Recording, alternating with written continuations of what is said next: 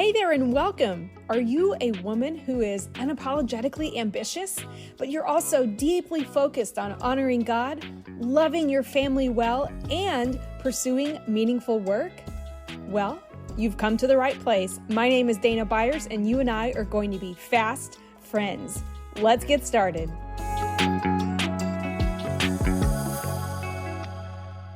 Before we get started today, I want to take just a moment to share with you a quote from one of my clients. She said, "Dana's coaching revealed barriers that were affecting my personal and professional growth. She taught me how to find paths toward my goals and how to reframe my thinking to see breakthrough. The results have been transformational."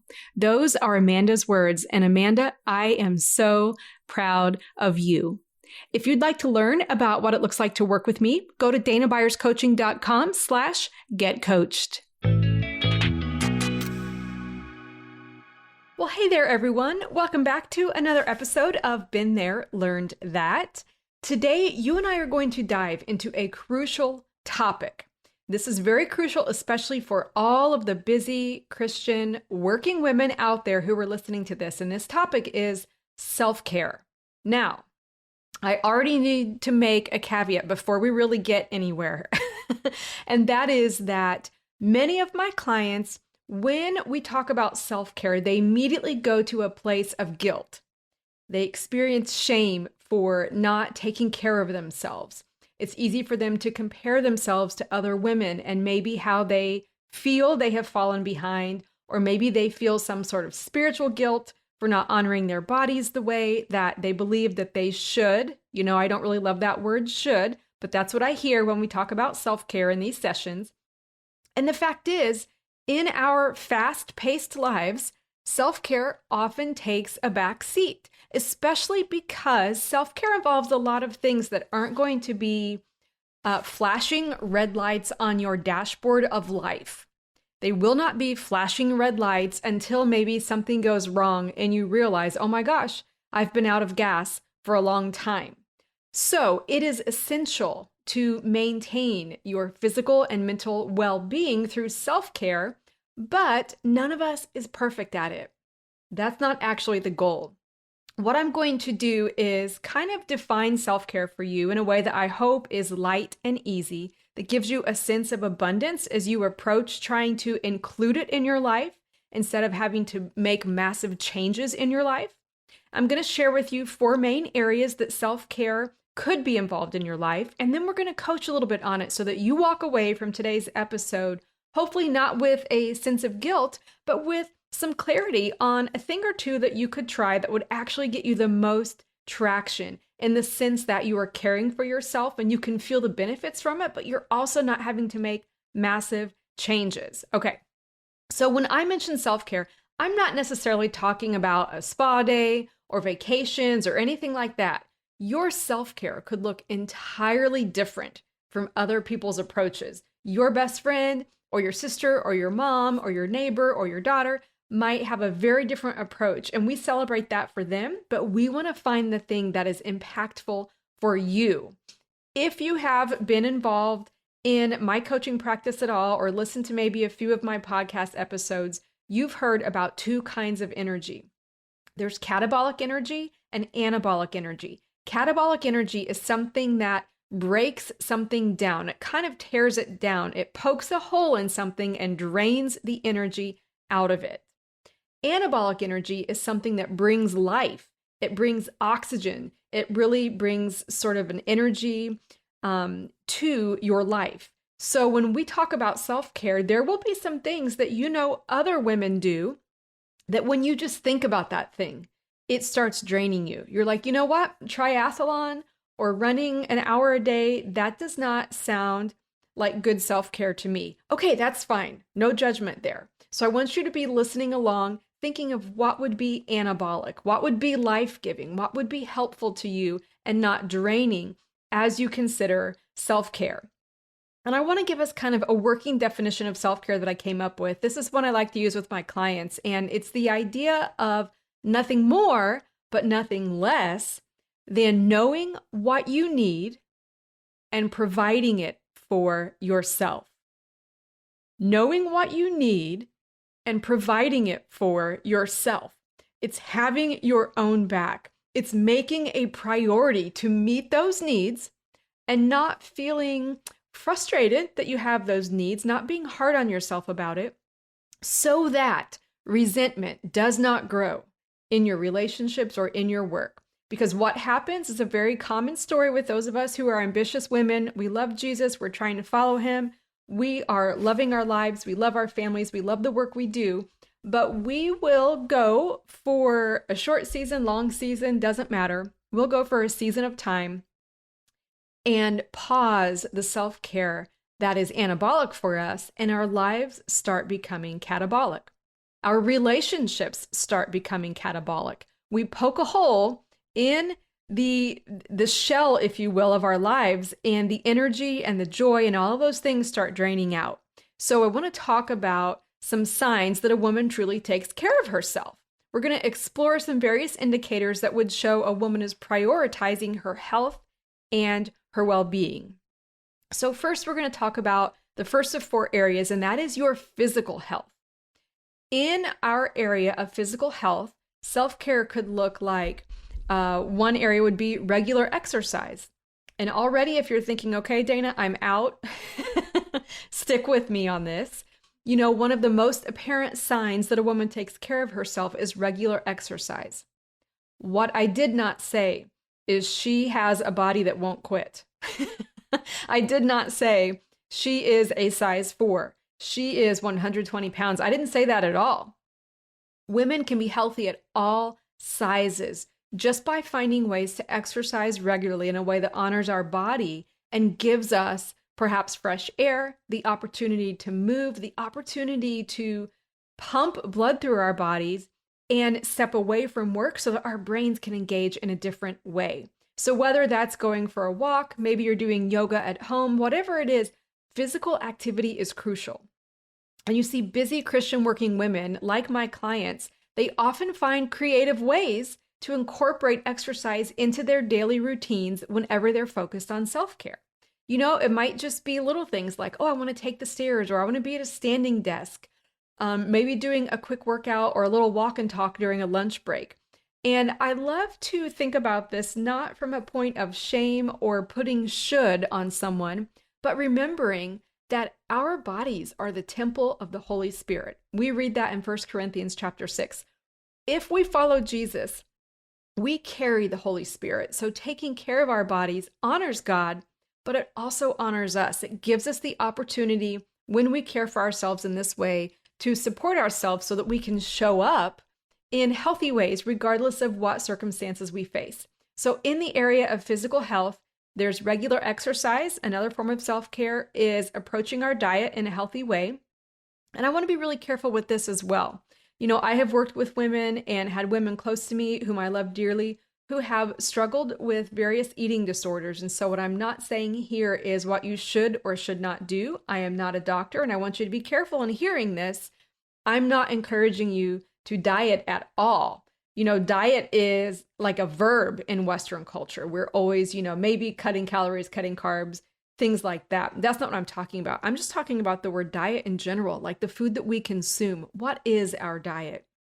It's a significant indicator. You know, women who take care of themselves, we're mindful about our nutritional intake. It doesn't mean we're a certain size. It doesn't mean we have a certain amount of calories, or I eat this many carbs and this much protein and this much fat.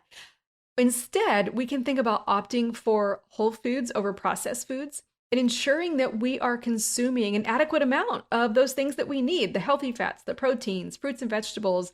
Are we hydrating our bodies?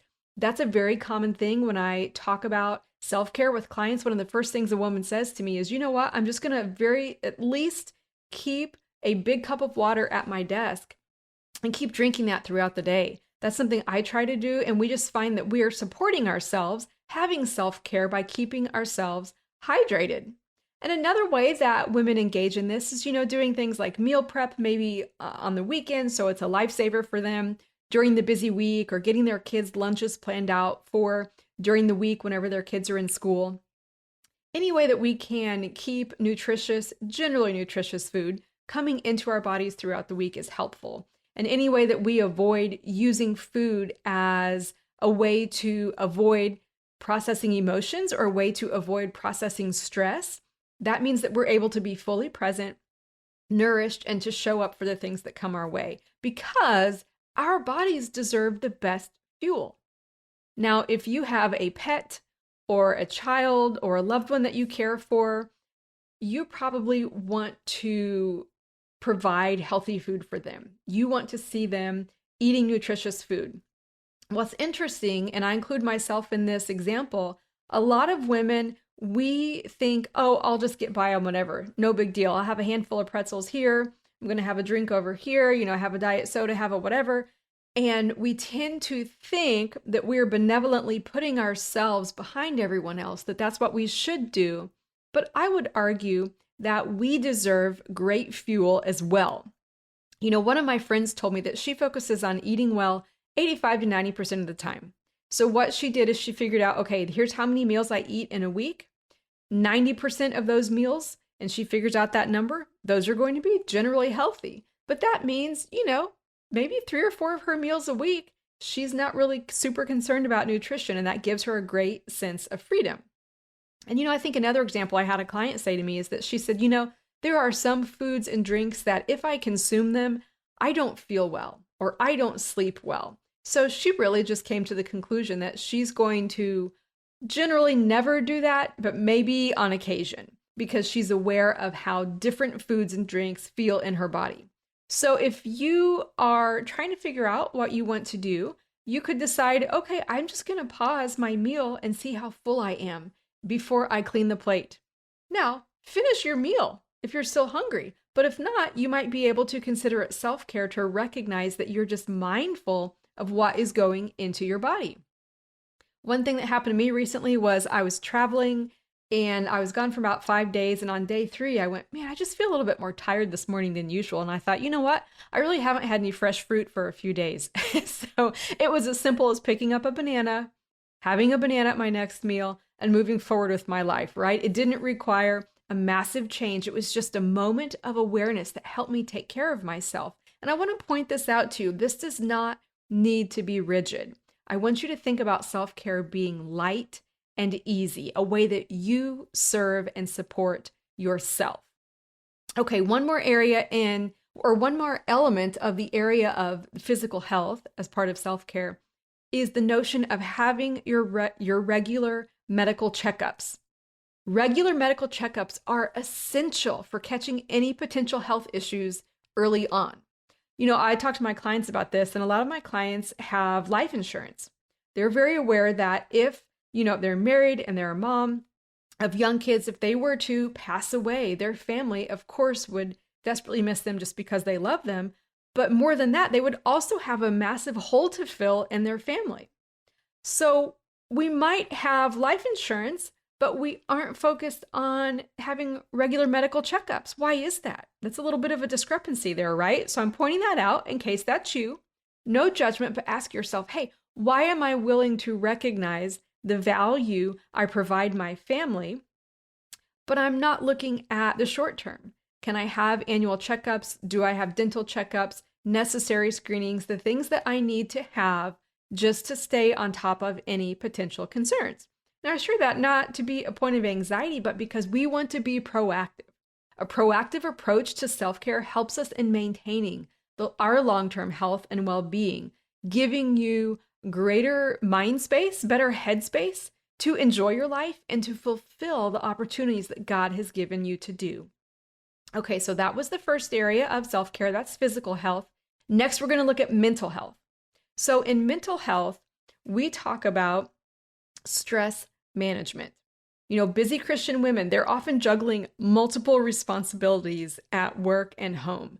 As I was preparing kind of an outline for this episode, I had to laugh at myself a little bit and think about some of my clients who, they have kind of a broad general job title, but let's be honest, they're probably working maybe potentially 2 or 3 different roles in the organization or the small business or the church that they are employed. So they're wearing a lot of hats, juggling multiple responsibilities. So effective stress management involves, self-care, things such as making time for prayer, to be able to have deep breathing exercises to relax, or have hobbies that are completely disengaged from your work, maybe reading a book or gardening. These are all signs that a woman is taking care of her mental health and that she values herself and she employs self-care. These are activities that can really help reduce stress levels and improve your overall mental well-being. Another area of mental health besides stress management you could focus on is the idea of, it's not really earth-shattering, but a lot of people aren't interested in it, and that is adequate sleep. Now, if you have a newborn, this is a ridiculous suggestion. I recognize that right now you're in a season where it's not super likely you're going to get adequate sleep. You are doing your best to get any sleep, but generally sleep is crucial for your physical and your mental health. So we talked about physical health earlier, but I put it in this mental health category because women who are focused on self-care are going to do their best to ensure they can get adequate sleep every night. They understand that quality sleep helps in rejuvenating their minds and their bodies, and it makes them more productive and focused during the day. We can trust in God's provision. We can let go of our worries in order to rest well. For me, when I have had times in my life where I have not been focused on adequate sleep, sure enough, I may put my head on the pillow, but I struggle to fall asleep. And that is because I am very focused on things that are God's business. You hear what I'm saying? I am very focused on things that I want to control or change that are not my business to control or change. And I think God lovingly, in those moments, awaits us to surrender it to Him, to hand it over to Him, in my case, multiple times, and go to sleep. It is an act of the will to allow yourself to get adequate sleep in faith that when you wake up in the morning, things may or may not have changed, but you will at least be better rested to face whatever awaits you. Okay, one other area of mental health that I want to talk about loosely is setting boundaries. Setting boundaries is a critical aspect of self-care. Women who take care of themselves know when to say no to additional responsibilities that could overwhelm them. I don't know about you, but I remember a few moments in my life where I heard myself saying yes to something that I knew was not wise to say yes to. Sometimes we feel guilty about prioritizing our own needs, but I think we have a great example in Jesus. We see, I think it's in Luke chapter 5, Jesus often withdrew to lonely places to pray. He showed us the importance. He gave us the example of setting boundaries to recharge. Setting boundaries to recharge is a beautiful example of self-care. And again, that has nothing to do with, having to go get your nails done or take a vacation or have a girls' weekend or anything like that. Those are all wonderful things. But things like these examples I'm sharing with you right now, I believe are the things that in my life, and of course in my clients' lives, they've shared, are true self-care actions that have set them up for wins and have caused them to feel more supported and less resentful in every season of their lives. All right, the next area of self-care that we're going to talk about, the third area, is emotional well-being. One area of self-care I love to think about is having and focusing on your positive relationships. Your positive relationships with your family and friends, maintaining those, nurturing those, that is vital for your emotional well-being. I don't know if you think about it as a form of self-care, but like for me, when I have dinner or coffee with my girlfriends, or when Chris and I see our friends on Sunday night at our small group, I feel like I am giving myself a supplement, a dose of something that I need. Their company, their encouragement, that laughter, that time to pray together, it is giving me the opportunity to invest my time in nurturing those relationships. It is a win-win scenario. I think they're winning as I show up and I'm present with them. I'm certainly winning as I show up and just receive from the joy of those relationships. And we understand that having a strong support system can make our life's challenges more manageable. We aren't promised a life without challenges, but God has given us community to make life more manageable. If you are struggling with community, go back a couple months ago. Let's see, maybe it was May or June. I had an episode about how to build some community. That would be a beautiful way for you to bring self-care into your life and to support other people around you as well. In Proverbs 17:17, we read that a friend loves at all times. And investing in these relationships really is a reflection of Christ's love. He gave us friends to be able to learn and grow and support each other. So you are showing yourself love for yourself when you make time for key beneficial relationships in your life. Okay, another area of emotional well-being is self-reflection. Self-reflection, I think, is a beautiful form of self-care. After I pray in the morning, it's not unusual for me to go through one or two kind of coaching thought download exercises. And it's a way that we can take care of ourselves emotionally, to reflect on our thoughts and our feelings and to help us understand ourselves better, to make informed decisions. And it makes me think about in Psalm 139, I think it's verse 23 or 24, where we're encouraged to invite God into that process, to ask God to search our hearts. So in my online course, the 10-Hour Confidence Transformation, I teach you a very specific, effective, and yet simple coaching tool that you can use. It's the one I use many days. You can use it on yourself every day to coach yourself through processing the thoughts and feelings that come your way.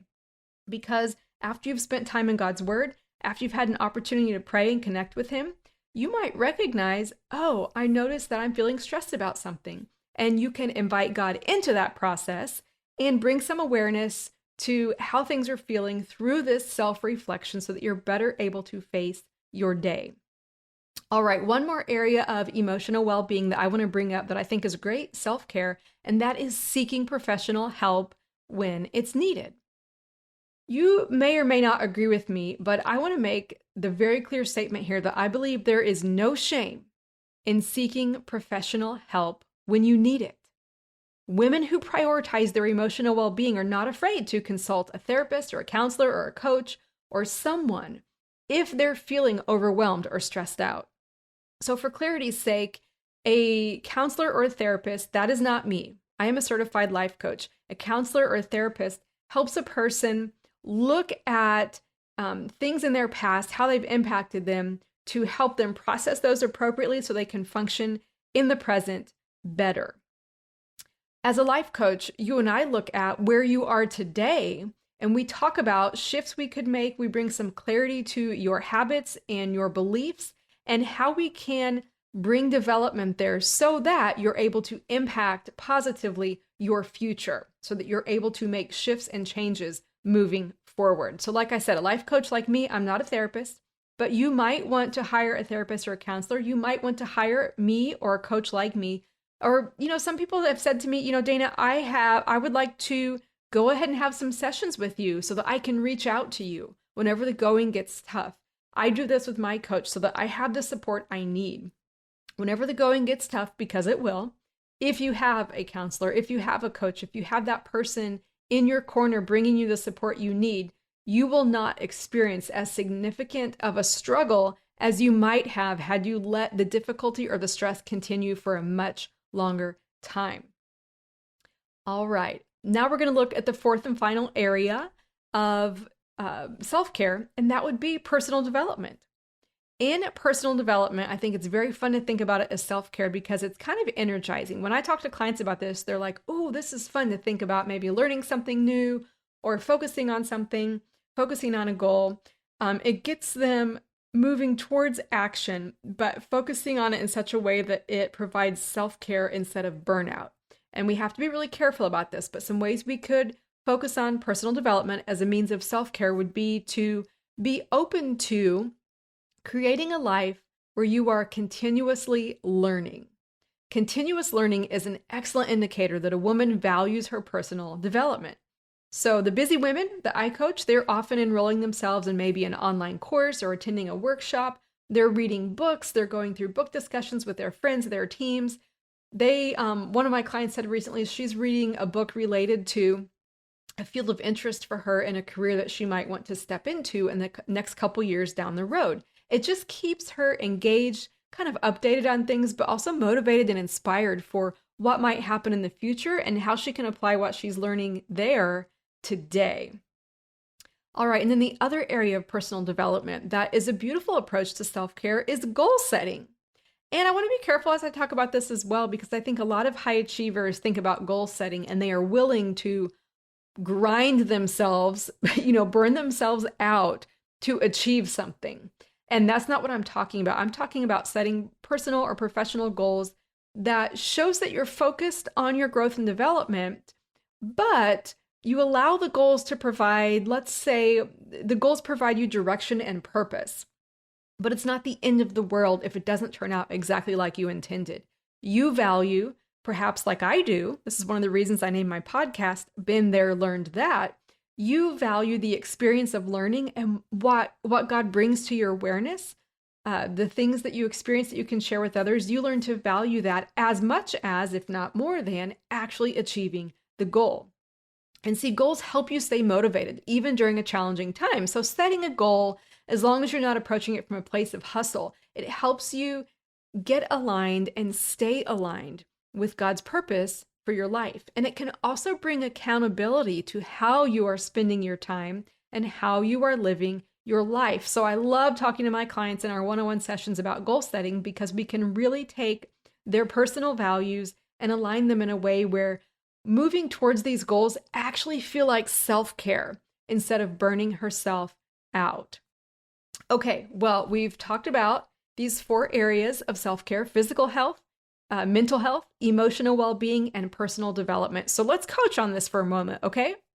First, I want to ask you, which of these 4 areas of your life could use the most attention right now when it comes to self-care? Your physical health, mental health, emotional well-being, or your personal development? Which of those 4 areas could use the most attention right now when it comes to your self-care? And now that you know the one of 4 areas that you'd like to focus on, I want to ask you, what is one low-cost, high-impact self-care activity that you could try? You're just going to make an attempt here. You don't have to change the world. You don't have to change everything, okay? Find one low-cost, high-impact self-care activity that you could try to incorporate into your week this week to better support yourself in this area of self-care.